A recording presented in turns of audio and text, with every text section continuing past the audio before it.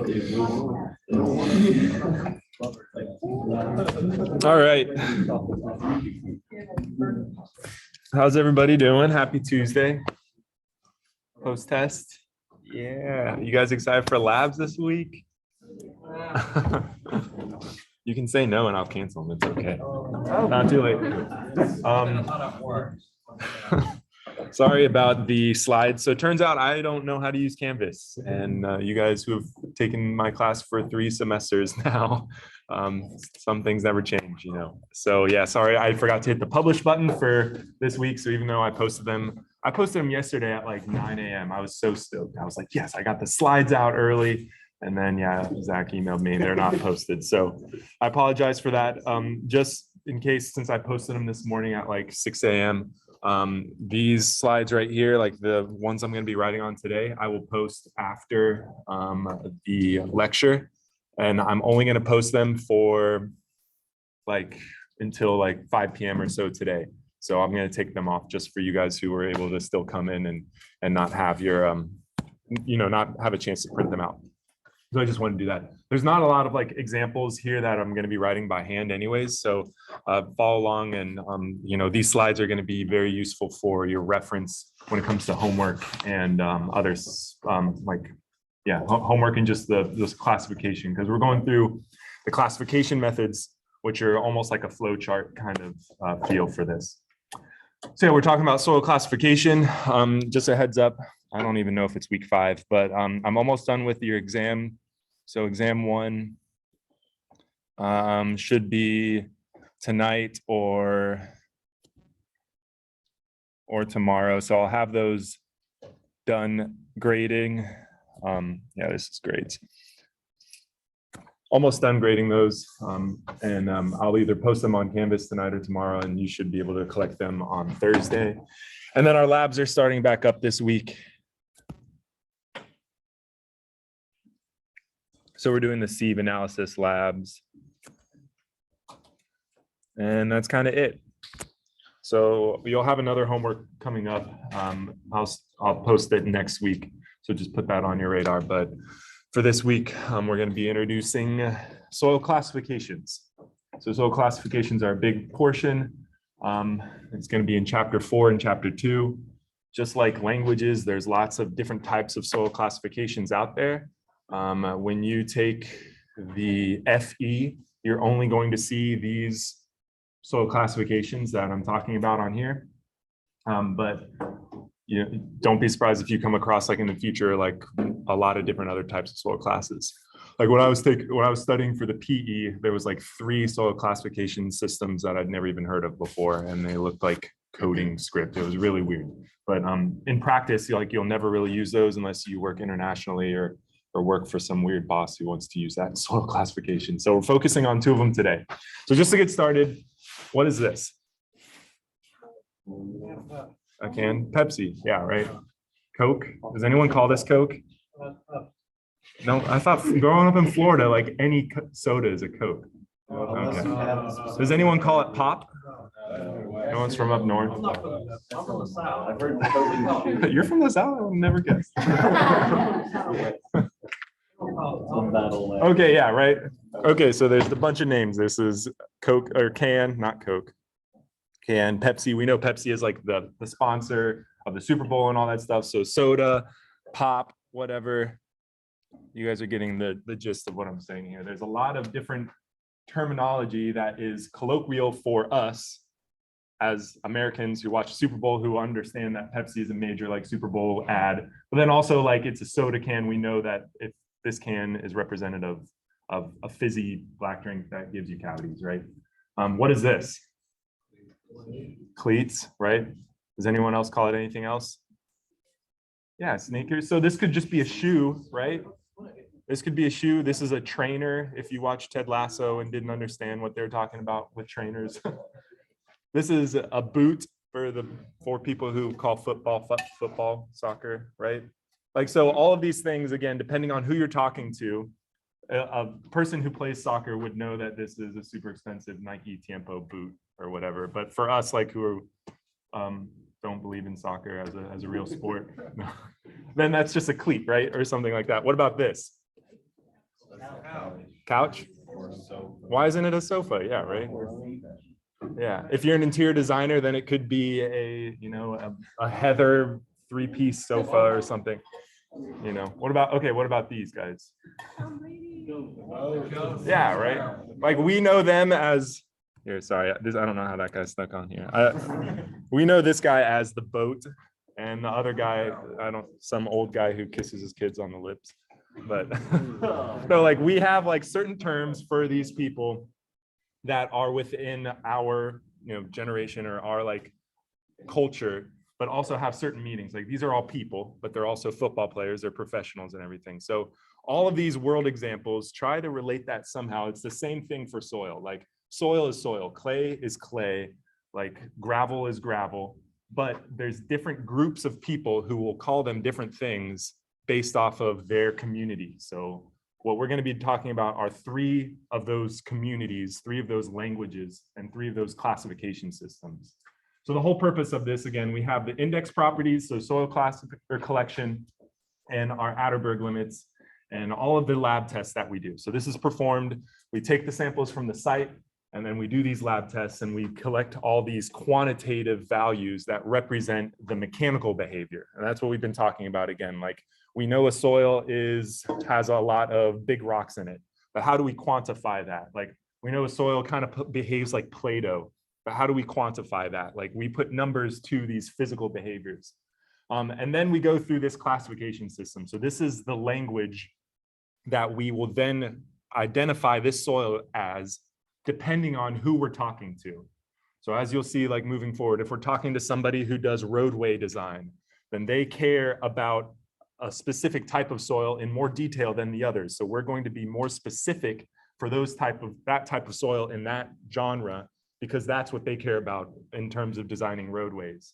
Like farmers have their own soil classification system based off of like the moisture retention and that kind of thing. So then once we have the soil classification system, we're all on the same page. We're all knowing that, okay, a silt is a silt, a clay is a clay, whatever. Then we can start assigning the engineering properties and grouping them into the actual design characteristics. And then of course, once we get the design characteristics, then we can feed it into the equations for the engineering purpose, so we can actually produce a foundation, a highway, a roadway, whatever we're designing that's made out of soil or on the soil.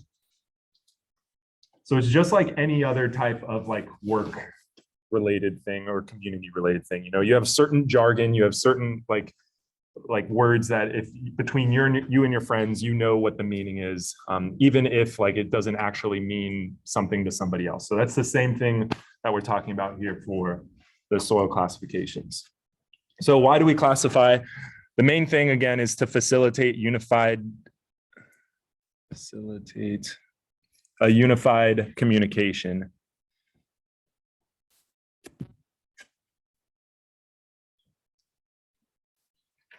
And that's really important because there's soil all over the world, right? So each little community growing up is going to have their own like type of soil. But when we move from one state to another state or one country to another country, if we're working on the same type of project, we want to be able to communicate effectively and know what we're talking about when we're talking about a certain type of soil. So we also do this to group soils into similar properties.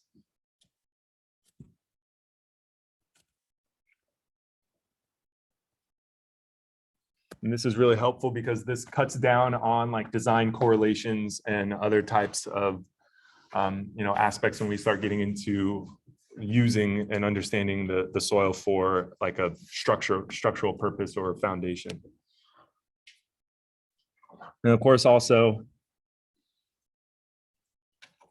very important, shorthand notation.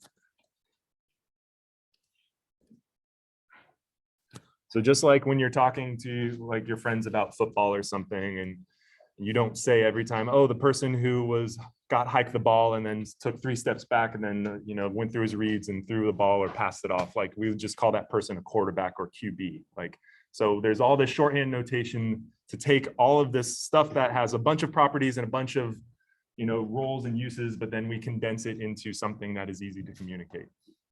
So as I said, there's 3 main systems that we're going to be looking at. The USDA textural classification system. This one is not used that often as engineers, but you might see it. It is all based off of the grain size. So for this, we are just grouping soil into 3 categories: percent sand, percent clay, and percent silt. And then from that, you would read what percentages overlap and then at where they intersect. And then that would be the classification. So you see silts, silt, loam, sandy loam, clays, all those little groups. So you would read that as like a 3-part percentage. So if we have 100% sand, then it is only sand. If we have 50% sand and 50% silt, then we would read that wherever they intersect. Sorry.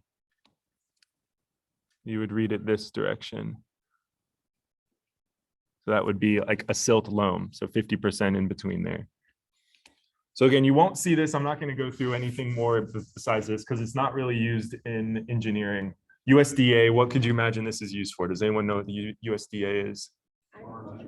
Yeah, exactly. Yeah, these are heavily used for like agricultural use and understanding like how much water is going to be retained in the soil for moisture, because that's what they care about, right? Like they want to know how much to water the crop, the erosion protection, that kind of thing. So the other ones that we are going to be focusing more on, AASHTO classification.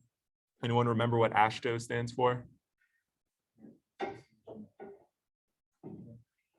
Yeah, something like that. I can never remember either. It's American Association of State Highway Transportation Officials. Thank God they decided to just call it AASHTO. But this is all transportation and the ability for the soil to support a roadway base. So we're going to be talking about that next class, and you'll see the differences between the one we're talking about today and this one. And the one we're talking about today is the Unified Soil Classification System. So Unified Soil Classification System is based on the grain size and the plasticity. So there's 2 aspects of it. So USDA just looks straight at grain size. They don't care about the plasticity, like how it behaves like Play-Doh or not.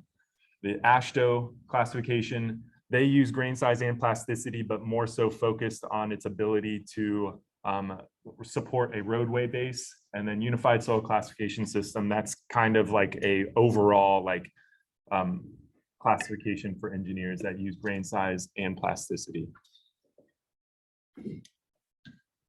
So we showed this before the test.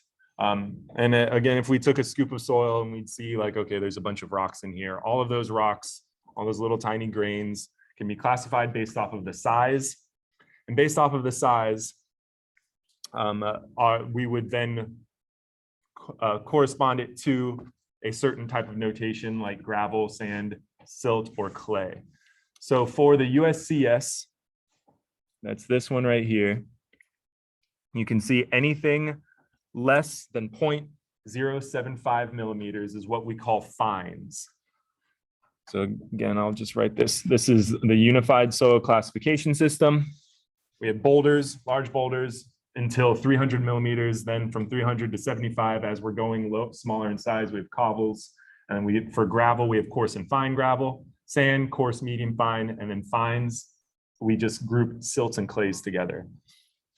So for our AASHTO, AASHTOs are for anything roadway base. You see what we actually do is separate the fines into a little bit more categories. So we actually look at silt being this certain size, clay being from 0.002 to 0.001.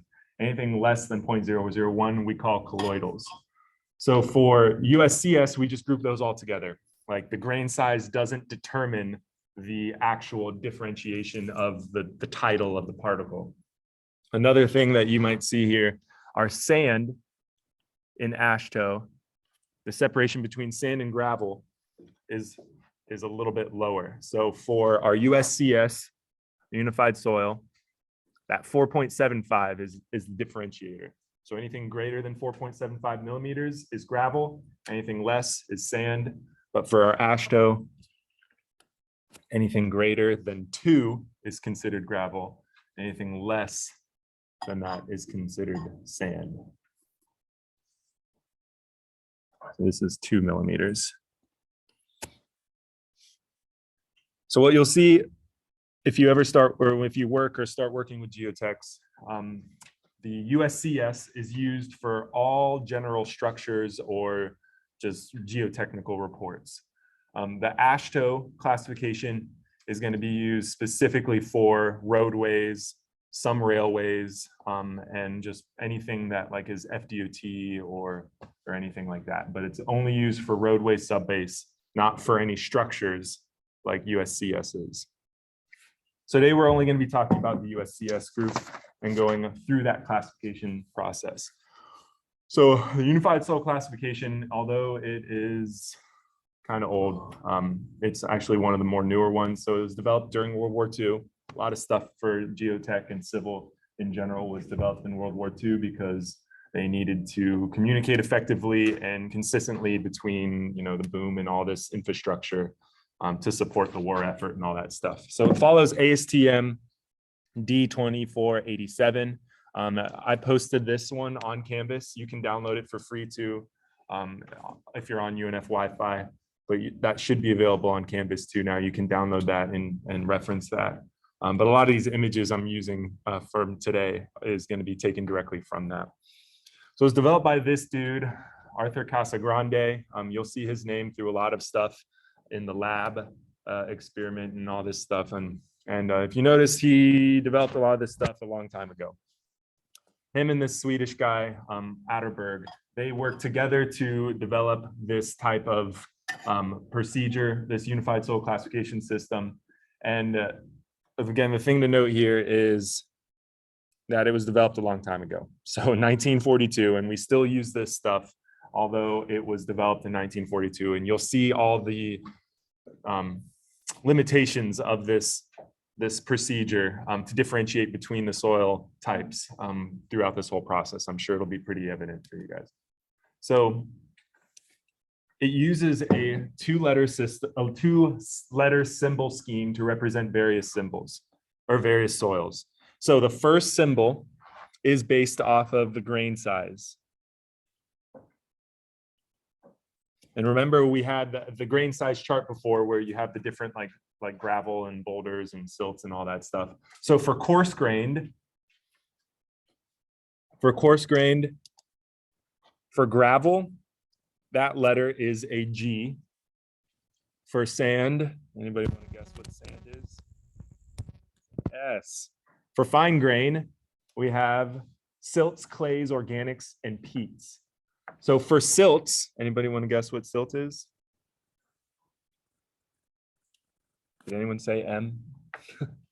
If you did, then I'd be impressed, because I think it's like some Greek word or Latin word for small thing, small sand. I don't know exactly, but they use M for silt, and then C we go back to normal and we use C for clay, or yeah, for clay we use C.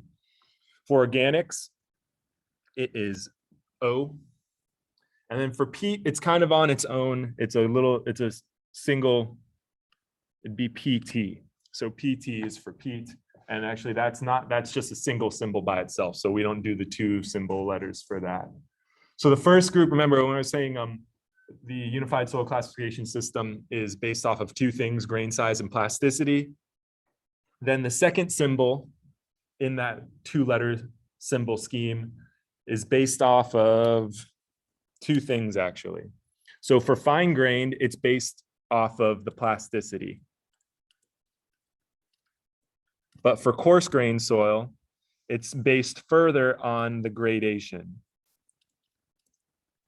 So the gradation is from our grain size distribution plot, and that is taken from our sieve analysis. So that's why this lab that we're doing this week is really important for civil engineers, because determining the distribution of size particles in our soil mass greatly affects its behavior, especially in coarse grained material. So the gradation is used heavily to classify coarse grain soil. So for gradation, we have different types of grading soils. We have well graded, and if it's a well graded, then it's represented by a W. If it's poorly graded, it's represented by a P. If it is clay, then it's represented by a C. And if it is silty, then it's represented by an M. So if we're talking about fine grain soil, so any of these stuff right here, if it's fine grain soil, so if it starts with an M, a C, or an O, then we just base it off of the level of plasticity. So how much it behaves like Play-Doh or not. So for this, they just cut it right down the center and they just say it's either low plasticity, so it'll have an L, or it's either high plasticity, so it has an H. So that's pretty much it. So what we see now is that it's based off of grain size. Come on, buddy. It's based off of grain size, it's based off of plasticity, it's based off of organics. So grain size is the thing we're doing today in this week's lab, right? We're doing the grain size distribution. We're finding these quantitative values in the lab that represent the physical gradation of our soil. We're also going to be doing the plasticity lab. So that's the Atterberg limits. That again is quantifying the level of plasticity or how Play-Doh-like the soil behaves like. And then organics, we can't do that lab, unfortunately, but I'll go over how that one works. So all of the input to find these, this 2-letter symbol, the Unified Soil Classification System, is based off of lab testing. So you do the lab testing, get the numbers, and then feed that into the whole like letter scheming or the letter definition scheme to find our classification. So it's all based off of the gradation. And again, this is knowing that soil is composed of the two things, the soil solid portion and the void portion. And then through that void portion, it has water and air. And then this is the size that they care about here. So for this, again, for the USCS, these fines, the USCS does not distinguish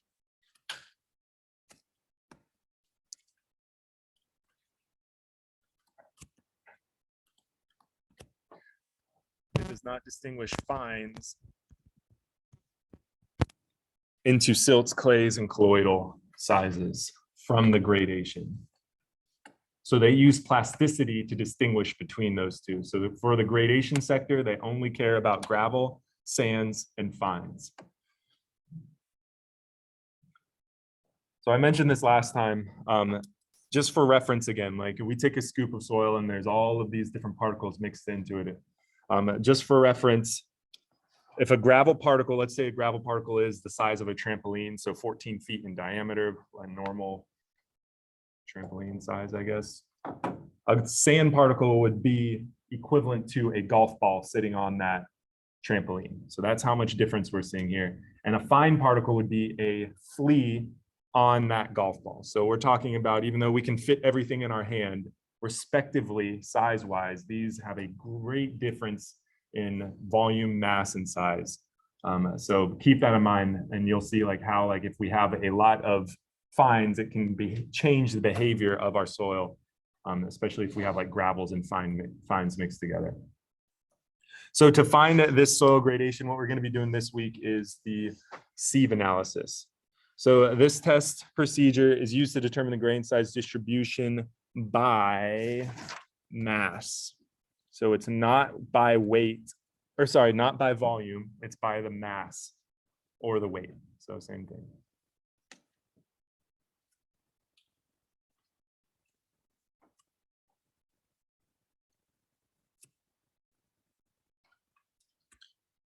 So basically it's mechanical separation. A lot of you guys are probably familiar with this from our aggregate lab. So we use these things called sieves. They're basically just filter, a mesh filter that will retain some of the volume or same of the mass on top and then let the smaller particles pass through.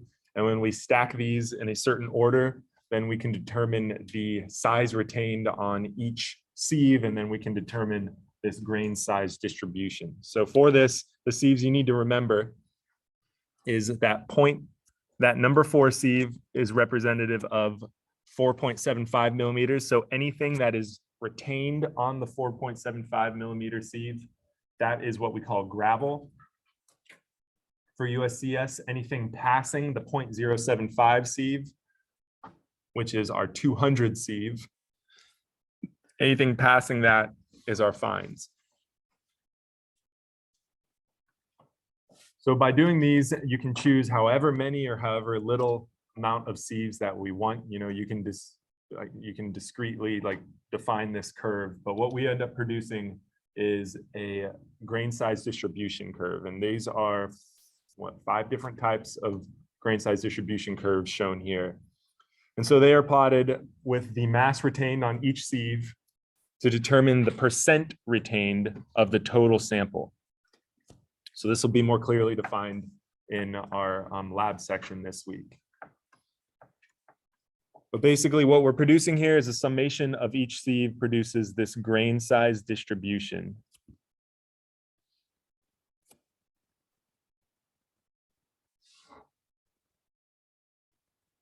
So this is also commonly just showed as GSD, grain size distribution. So that's what each one of these things are representing.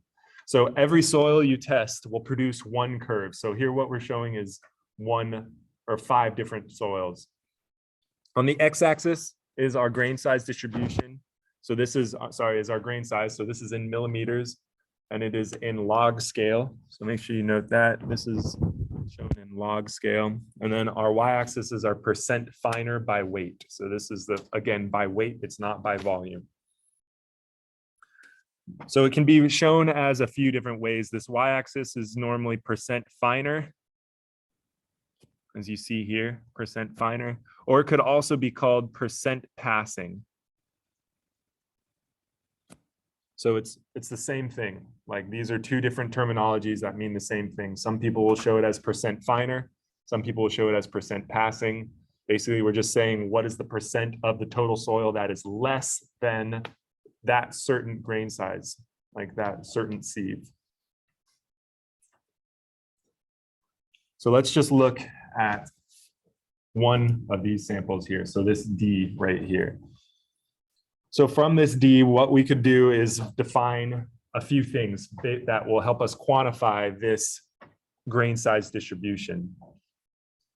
So from this, we can determine what the size of the sand and the gravel is by looking at the dividing line. So for the USCS, we know gravel is going to be distinguished here by 4.75 millimeters.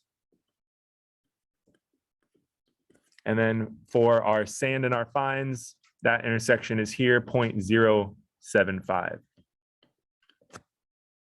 So by looking at the x-axis and then moving up, seeing where it intersects our curve, and then looking to the left, wherever it intersects on our y-axis is going to be telling us how much percent of our soil is that certain category by weight. So if we have 89% of that distinguished dividing line, that would mean 100 minus 89, 11% of our soil is gravel, is in that gravel category. So 89 minus 40, 49 is going to be percent sand, and then 40 minus 0, that is going to be how much fines. So just by looking at this, you know, and drawing 2 lines and looking at the y-axis and doing some simple math, we can determine out of our soil what percentage of those 3 major categories is consistent in our soil. So you can also see that these curves have different shapes and different, like, you know, trends in them. And if you remember from the aggregate side of things, we were looking at the different general trend of like a well graded versus a gap graded or a open graded.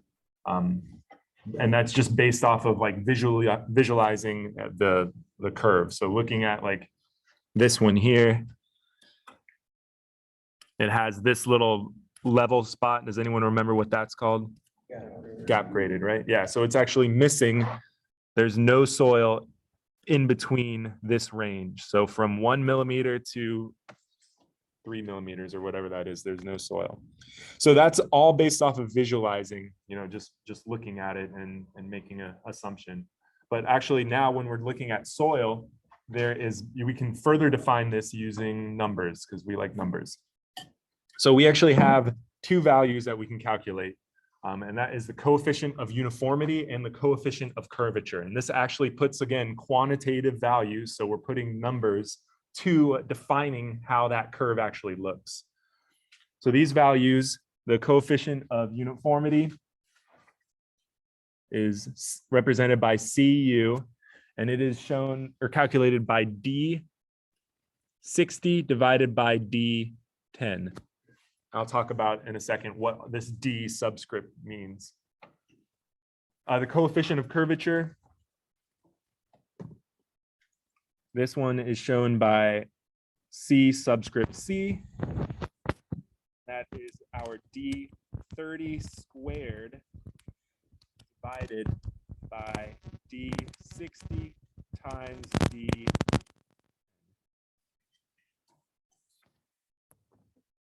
So again, like from aggregate, we were just looking and saying, okay, this looks open graded, this looks gap graded, this looks well graded. But now geotech, civil, or for soil, we can actually define these, the curvature and the uniformity, like how open graded it is based off of these values here. So the D value is representative of the grain size that corresponds to that subscript passing.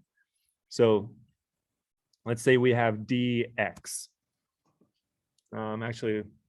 So let me actually just show it as an example. So D60 is the grain size that corresponds to 60% passing.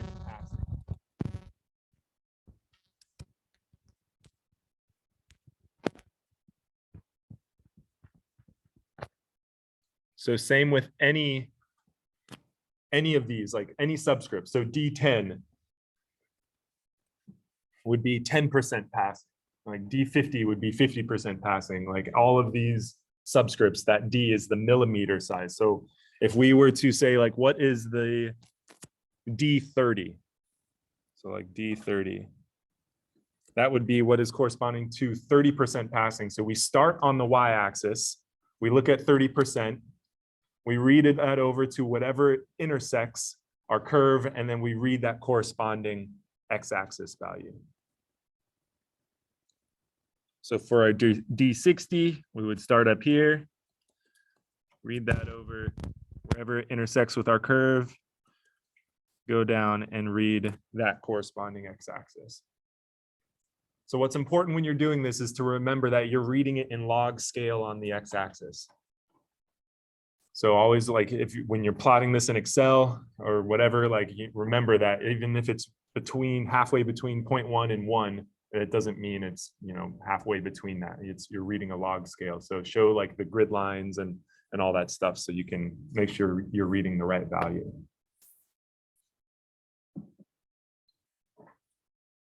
So for the soil gradation, again, we're going to be covering this more in the lab section this week. And you're going to be measuring or determining these grain sizes or these grain size distribution plots, and then determining the CU and the CC on it. But if we have a fine grain soil, so a soil that is primarily in this section, like this guy here, like A, then we have to further define it based off of the soil plasticity. We've talked about the soil plasticity before.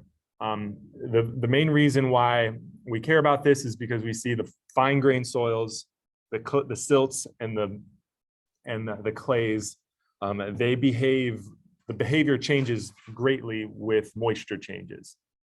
So for like the engineering behavior is just what I'm going to call it.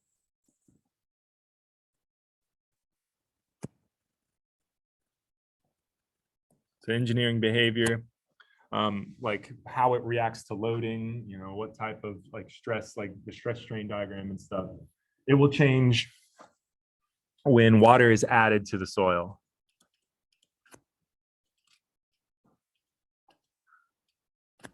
So we see this in like the real world when it comes to clays at the surface, and like during the rainy season, they could expand or shrink, during the droughting seasons, and you can actually cause like cracks and other things due to differential loading and differential settlement on structures. So like expansive clays in Louisiana and in Texas, and even some in Gainesville, this is an issue.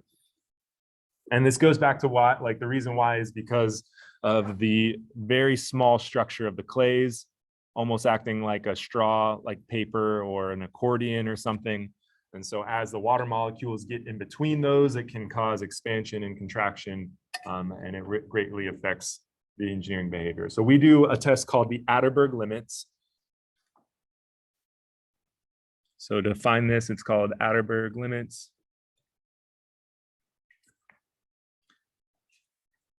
And the goal of these tests are to quantify this change in behavior with moisture content. So the Atterberg limits are actually just water contents at certain critical stages in soil behavior. So the first lab we did was the water content lab. It's the same as the moisture content. So water content, moisture content, same thing. But that's why it's so important to understand how that basic experiment works, because we do that experiment to define these Atterberg limits too. So what we start with is if we had our soil completely dry, so we have our sandy soil 100% dry, so the moisture content is 0. And then once we start adding water, there will be a certain stage where that soil becomes less brittle and it becomes more ductile. Now, this is a hard phase to define, like specifically, like how can we actually say, okay, the soil is behaving less brittle and more ductile. So that's why we use this test to determine that change. And it's just a constant, constant like unified test.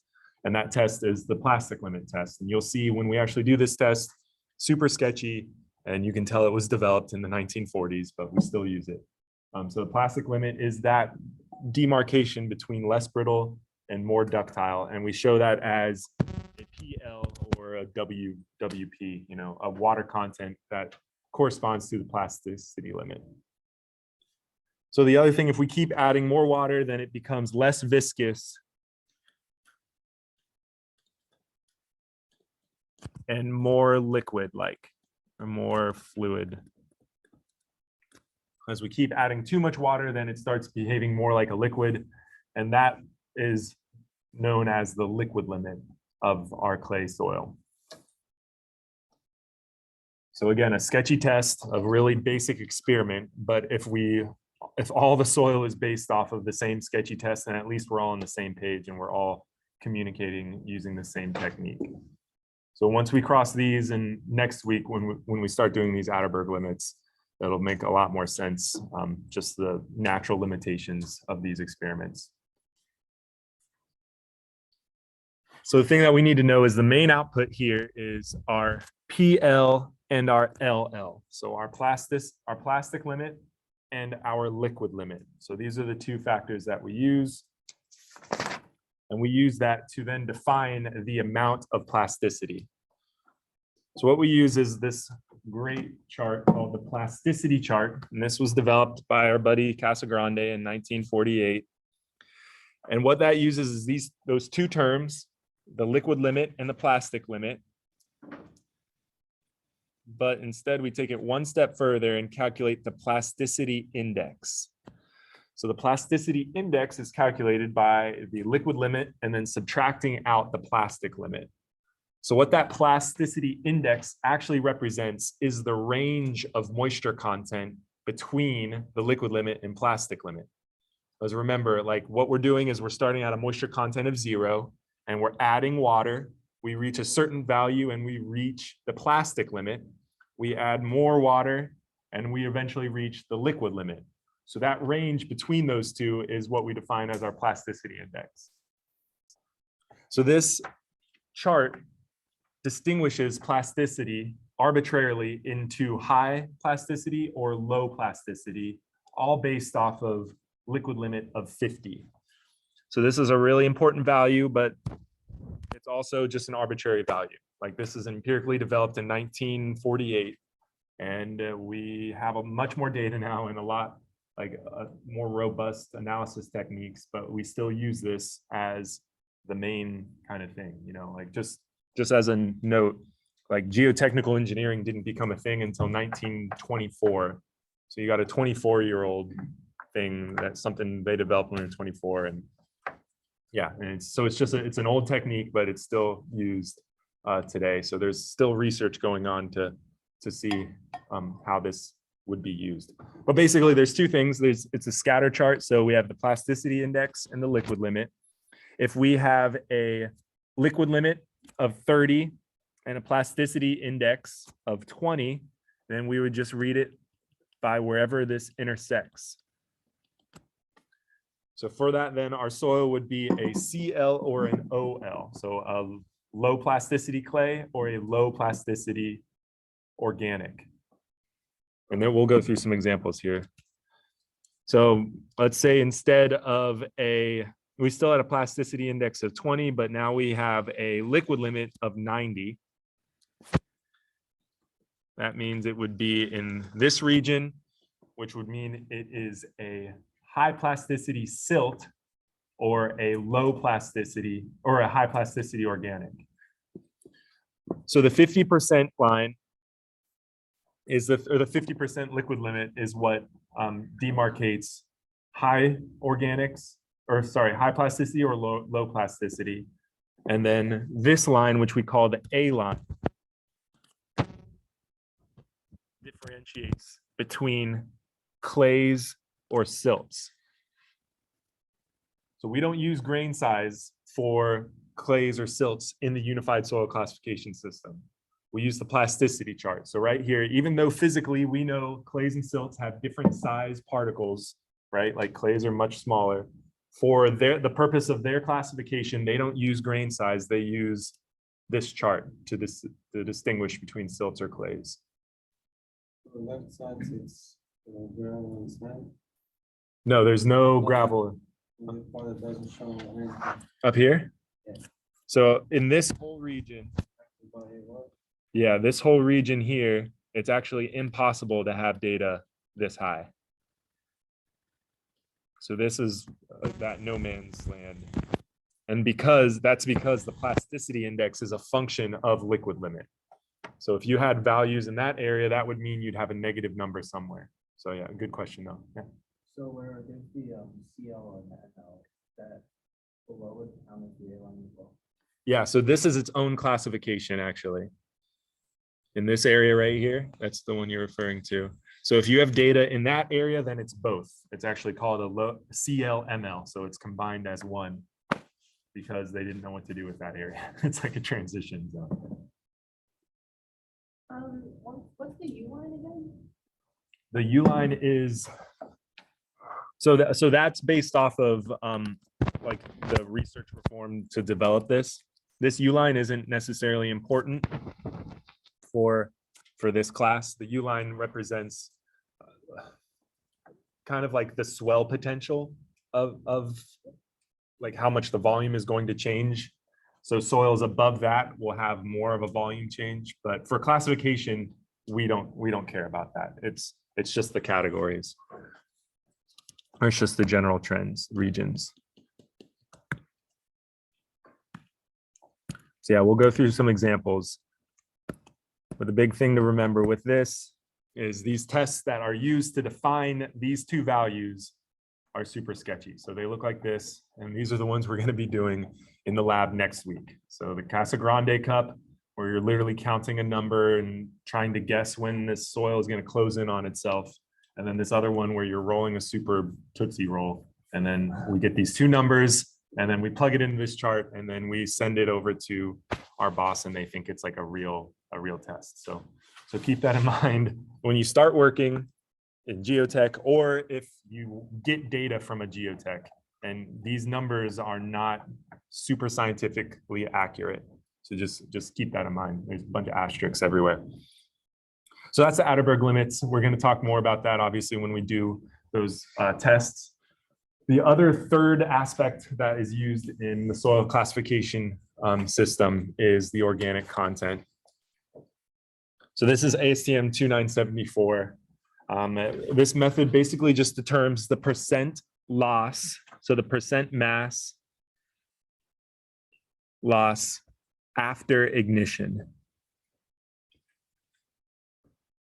So basically what we see this as is a moisture content test, except for organic material. So we determined the moisture content by having soil that was wet, putting it in the oven, assuming the water is all going to evaporate out during the oven process, right? The oven drying.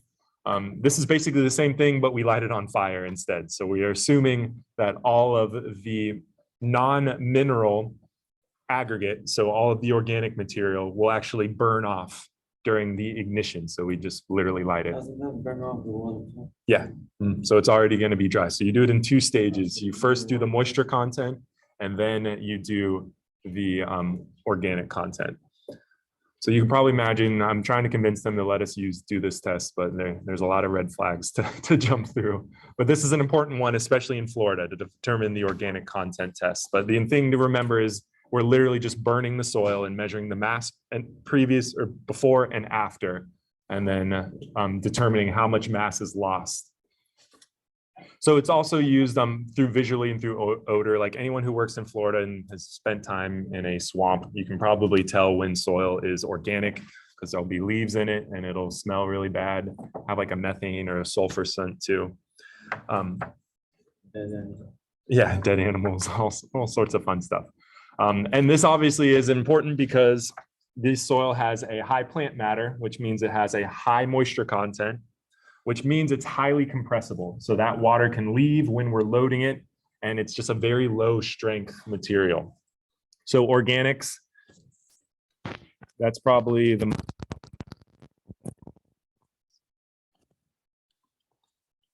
like not only for design purposes, but also for construction purposes like this. And Florida has a lot of organics. Some areas of Florida, the organics are actually buried down like 60 or 80 feet just from these old sinkholes that formed and then had a bunch of stuff overfill it. So like Orlando, some of those lakes in Orlando's, it's like a 100-foot layer of organic just from years and years of organic debris flowing into these lakes. So these are a big problem, and there's a lot of research on how to improve organic soils instead of just having removed them. So for another like kind of side classification, if you're working on FDOT projects, they define their own organic level based off of 3 categories. So if your organic content is between 5 and 20%, then what they would call this is organic material.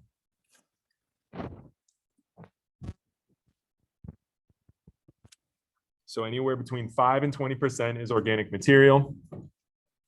From 20 to 75%, we would call this muck. So if you're looking at FDOT reports, it may have the word muck in there, and know that that corresponds to the organic test being 20 to 70% organics. Anything greater than 75%, we call this peat.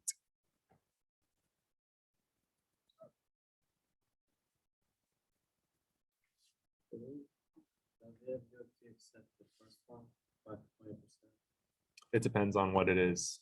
Like, yeah, for most roadways, no, they're going to make you remove, even if it's if it's more than 12% or more than 8%, I don't remember, then they would make you remove it. But for some of these projects where there's organics 80 feet down, like you can't remove it that deep. You just have to design a foundation around it. So that's why they would still include that. Yeah. Is there room to make materials brought somewhere else? Yeah, usually it's either placed on the side or they put a surcharge on it to try to squeeze all the water out of it and then remove it to another place. But so it could be used for like the dredge islands around here, but they have to put it somewhere. Wouldn't FDOT actually certification? So they use both. Yeah, depending on what you're doing a project for.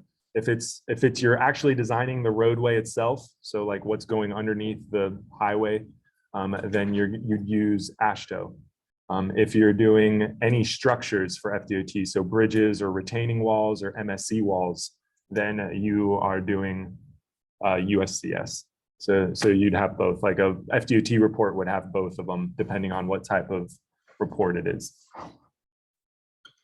Yeah, so what we'll see in the Unified Soil Classification System, actually, they don't define organics into these different areas. Well, I'm about to go over the flow chart for the USCS, and what they have is just separately organics or a peaty soil, and it's just based strictly on visual observation. But if you're working in Florida, oftentimes you'll have to further distinguish the soil, especially if it's FDOT project, into these categories. So just keep that in mind when you see the USCS classification, they don't have these different categories as part of their like official classification. Okay, so the Unified Soil Classification System, again, it's based off of those three things: the grain size, plasticity, and the organics. We do those tests, we get all the values that we need. We have our for gradations, we have our percent passings like 200, our CU and our CC. For our plasticity, we have our PL and LL. And for organics, we just see if there's organics or not. It's all based off visual observation for us. But once we have those values, then we go to our flow chart, and it's really easy. Does anyone like flow charts? Yeah.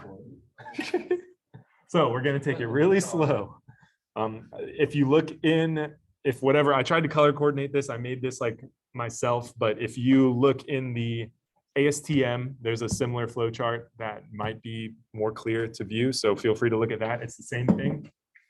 But let's look, we start at the top. So our soil sample collection here, and that is our sieve and our plasticity tests. And then the first thing is it breaks it into 2 or 3 categories. If it has organics, so if you like look at your soil sample, you're like, man, this stinks, and there's a bunch of organics in here, and it seems like there is about 70%, then we just call that a peat automatically. So we're like, okay, this is PT, like boom, we're done already.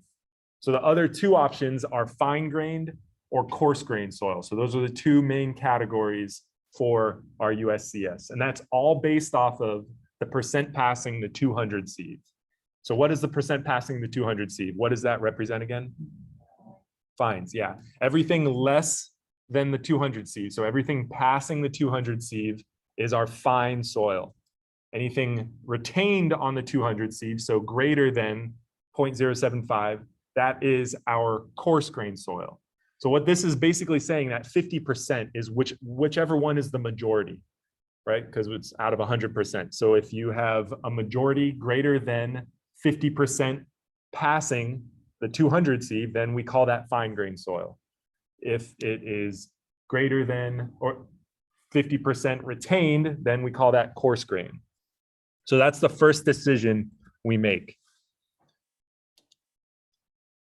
So let's look only at, I guess we're just going to go through it step by step. So for our fine grain soil, what you would do then is you would go to the Atterberg limits. So for that, you would go through our Atterberg limits if you're looking at the fine grain soil. If you're looking at coarse grain soil, then you do further analysis based off of the gradation. So we look into more details on the grain size distribution. So if you have, we then look to see if it's primarily gravel or primarily sand. So if there is a greater percent mass retained on the number 4 sieve, which means there's a greater percent mass that is gravel, then we follow in this category. So this would be gravel, and then this would be sand. So we start with the number 200 sieve, and then for coarse grain, we look at the number 4 sieve. And then you look into more details, like based off of whichever category you're in. So we look at 5 to 12, to greater than 12, the number 200 sieve on both cases. And these are from our grain size distribution on the right, and then our Atterbergs for fine grains. So then you can see for our coarse grain material, we look at our CUs and our CCs. So we have to calculate that from our grain size distribution plot. But then for our liquid limit, or sorry, for the Atterbergs, we look at just the chart. So if it's above the hatch zone or whatever this is. So right here, all of this stuff under us is from the chart.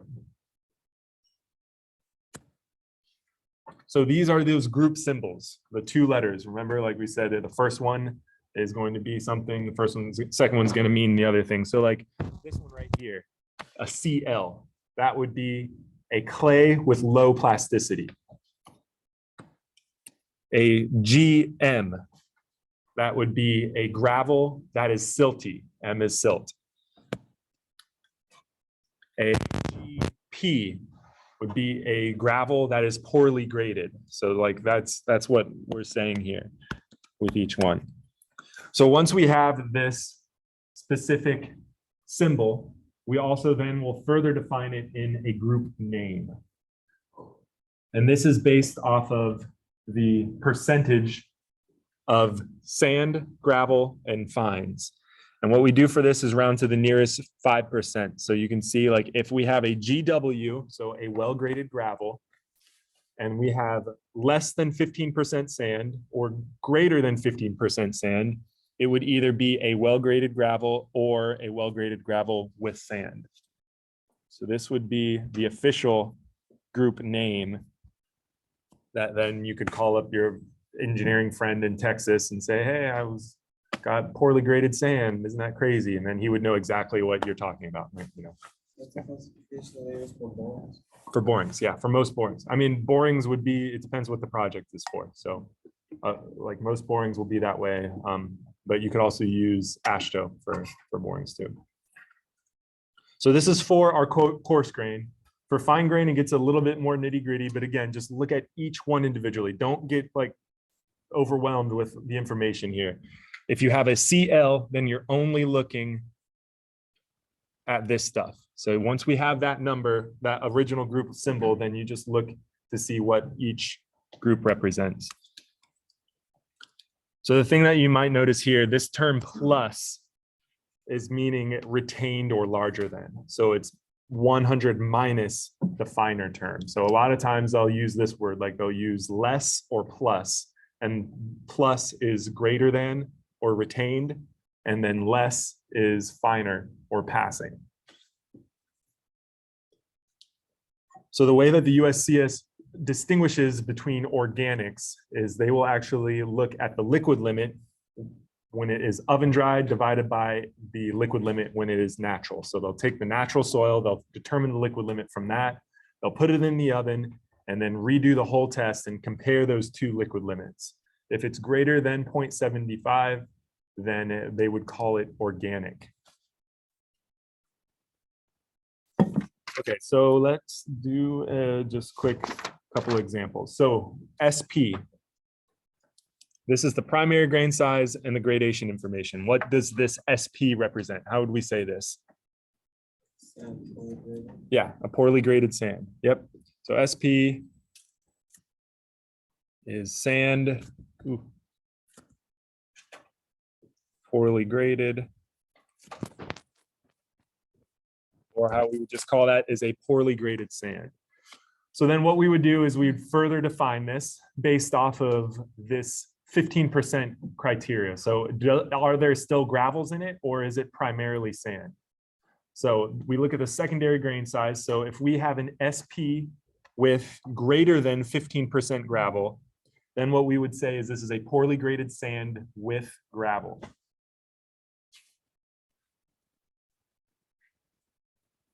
And remember what this is we round to the nearest, I already wrote that there, round to the nearest 5%. So like if it is 12%, then we would bump that up to 15%. We'd round to the nearest 5%, sorry, 13%, I guess, then we'd bump that up. So this one here, so this would be a what?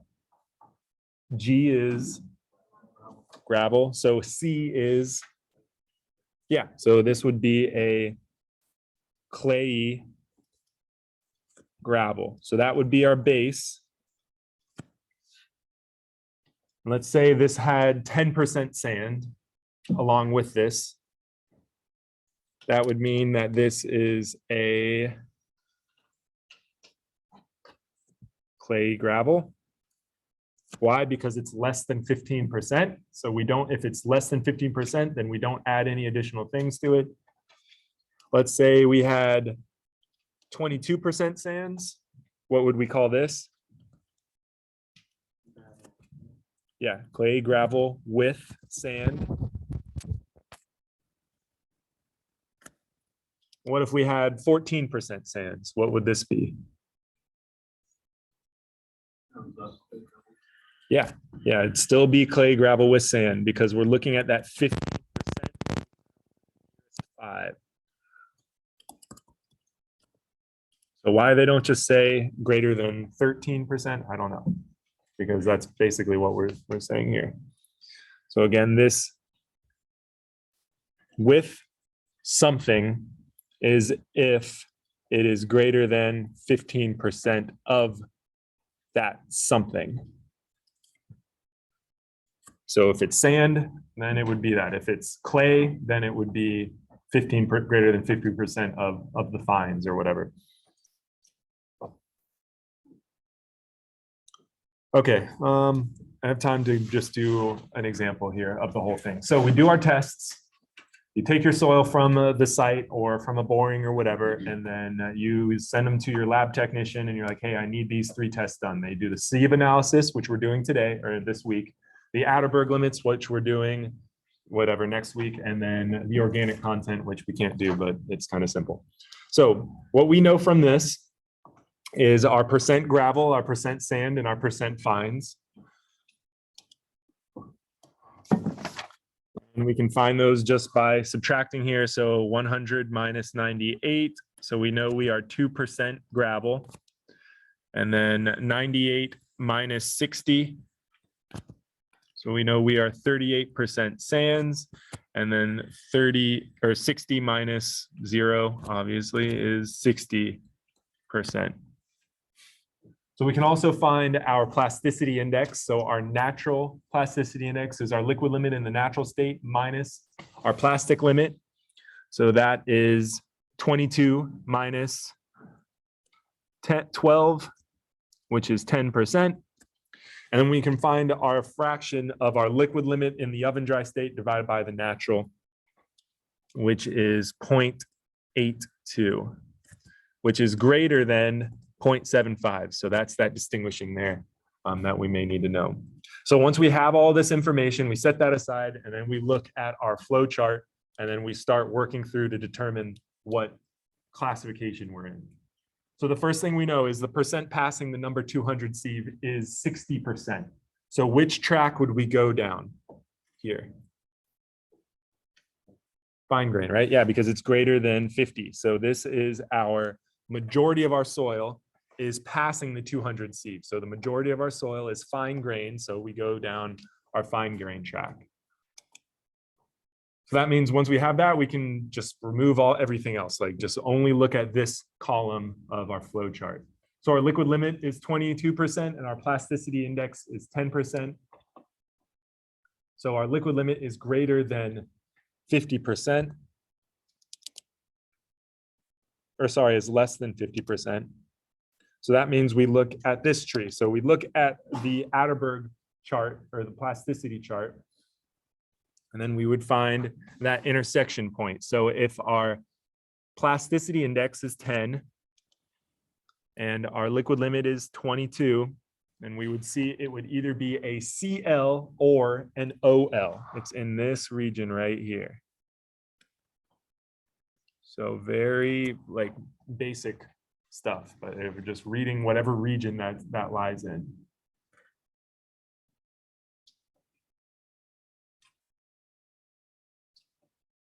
Come on. So now what we would need to know is if this is an organic, OL, a low plasticity organic, or a CL. So it could be either one of those two. So we'll look at our liquid limit, our two comparisons. It's 0.82, which is greater than 0.75, which means we stick with the CL. So this would mean our sample is a CL. We could further define it now in the chart, and we look at the plus or minus the 30%. Then we look at sands. Is it more percent sand or more percent gravel? And then we look at, is it greater than or less than 15% gravel? And then we determine that this is a sandy lean clay. So that's how we would call it with our, and then you're in your fun little secret society with your geotech friends who know what a sandy lean clay is. But this is unified. So again, anybody who's using a unified soil classification system, anyone who's speaking this language to get paid as a geotechnical engineer will know what behavior and what characteristics this type of clay will have because of all of this classification system that we go through.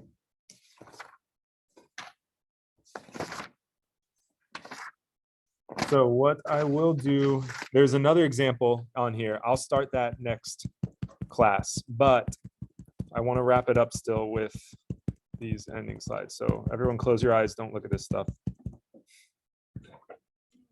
So again, the whole purpose of this is from a boring sheet, or when we come and do these subsurface tests, then we have soil samples at certain depths, and we can do it from within our project site.